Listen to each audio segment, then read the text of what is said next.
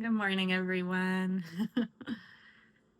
I was just in here cooking breakfast and stirring potatoes to go with eggs, and I just started crying.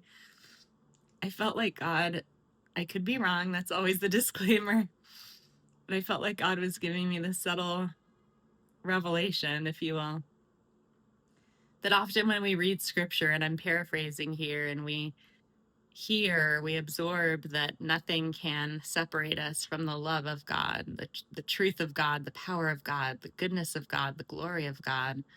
We often think of these really extreme things, often in the supernatural realm, like demons and all kinds of negative energies that come from, as I like to call it, the opposite of love, the opposite of God, that which seeks to oppose God.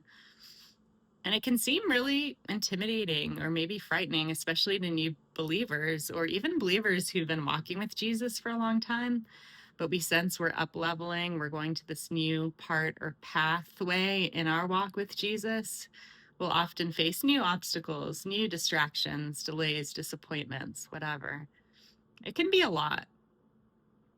But I also think that what scripture means is that there's nothing in this material world, which can also be really intimidating, that can ultimately separate us from God unless we allow for it. And that's no poverty, and that's no wealth, and that's no opportunity, and that's no denial of opportunity, and that's no workplace situation with a terrible boss, and that's no workplace situation with a boss you love, so you want to work 60 hours a week.